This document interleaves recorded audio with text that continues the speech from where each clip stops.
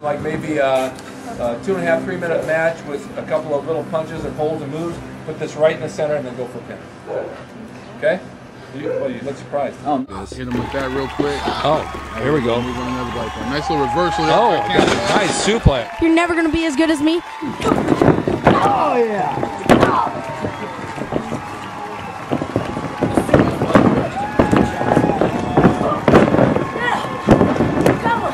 But get off your butts and do something. Quit sitting there like little babies, for God's sakes. Good. 5'4". Are you? Hopefully you're still growing. No. Pull away the head. Maybe you throw it there, boom. Pull the head away at the same time. And look it in. I gotta learn to like the guy, but still, I gotta, when it's time, pound him. That's smart. Give him those nut shots at 12 years old before the nuts even come in. Oh my God, he beat him. Good. Great. I like the way you did that with the clothesline and the step over it. What's this, a pose? Boy, character. That's all right. Well, when I started training for wrestling, the injuries were mostly mat burns on the elbows that everybody gets where they bleed because you're always hitting that mat. And horseshoe prints in my chest, bruises from being kicked so much that I broke all the capillaries in my chest. I've had my nose broken at least 9 times. At least 9 times. One of my students broke my nose about 6 months ago out here, hit me with a clothesline. It was a Tuesday night, kind of dark, and Randy came in the back gate and there's blood everywhere. But over the years, I've had cortisone shots in my heels, 3 on each side at least. In my knees drained at least a dozen times. I had ripped my tricep off this elbow completely, reattached itself up high.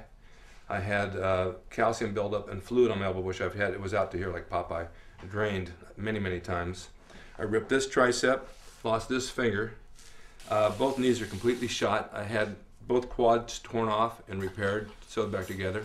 We've had way too many injuries that we've had to contend with, which really changed our life, you know, with his leg, you know, incident. That really was a really hard time on us. It's like a movie. It's you've got your good guy, good versus evil in a movie. You have your chase scenes, which are the high spots in the ring, and then it comes to a climax in the end where one almost wins, but the other one shifts and the other one comes out on top. And that's what I teach them. I have a studio in the front bedroom where I do guitar, music. On the road wrestling, I always kept my talents. I liked playing guitar. I was in a band. I had to deal with Capitol Records. And I had done the Gold's Gym logo back in the early 70s, the little guy on the t-shirt. This t-shirt is one of the original t-shirts that was made in 1973. The artwork on it is my original design for Gold's Gym, which I did on a napkin in Zucchi's Delicatessen, 1973, along with Arnold Schwarzenegger and Ken Waller, Mr. Universe.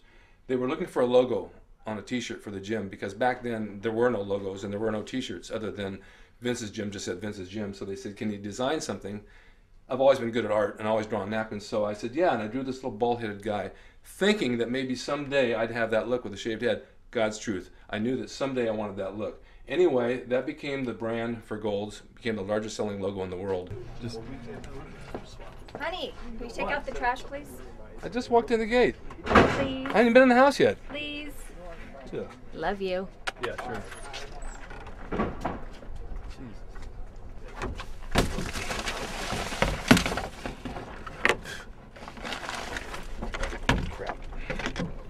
This is Rick Drasin, American Wrestling Federation. Tell me about yourself. What makes you want to become a wrestler? You say the world's split in half, the winners and the losers. I say there's a third category with you, the cheaters. So, you know, I'm sticking with the winners, because that's where I belong. Constantly moving and doing stuff. Of course you're going to get a good body when you do. Don't, if you want him to stay in the corner, he'll stay in the corner.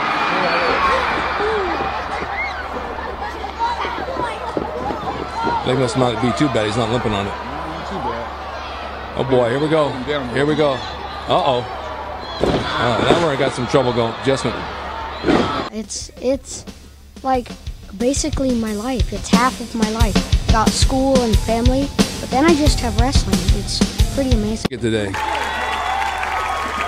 All right, back to that leg. Grab. Talking about a little effort in that. And so when I came here, I realized, wow, this is really hard. And even though it looks cool, it takes a lot of commitment. Got to be here on time. You got to eat right. And really, it's a team sport. You got to learn how to do this, and it's hard.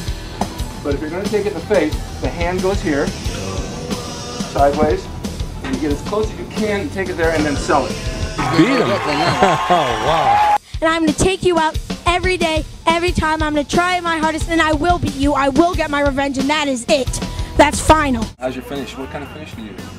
I either use a choke slam, a frog splash, or 2 of the finishers I made up.